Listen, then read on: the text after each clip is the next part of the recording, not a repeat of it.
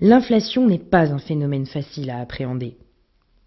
Définie comme la hausse du niveau général des prix, elle ne consiste pas simplement en l'augmentation d'un seul prix ou d'une seule catégorie de prix, comme la hausse du prix du pétrole ou des prix de l'énergie par exemple. C'est la moyenne de l'ensemble des prix qui augmentent et se répètent sur une période prolongée. Mais l'écart entre la mesure de l'inflation et notre ressenti est parfois grand. Je suis évidemment beaucoup plus sensible à l'évolution d'un prix d'un bien que j'achète très fréquemment que à l'évolution d'un bien que j'achète peu fréquemment.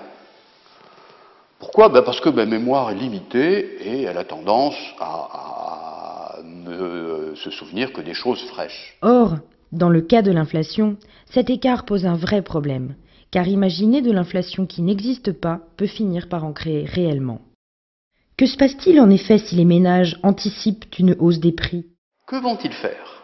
Eh bien, ils vont avoir la tentation de dépenser au plus vite les sommes monétaires qu'ils ont en leur disposition. Donc ces agents vont se précipiter dans les magasins pour acheter quelque chose qui n'était pas nécessairement prévu, mais dont ils vont anticiper l'achat. Qu'est-ce qui va se passer dans ces conditions ? Eh bien, les vendeurs vont voir venir à eux un afflux de consommateurs.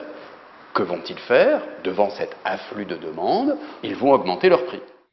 L'inflation est donc intimement liée à notre psychologie.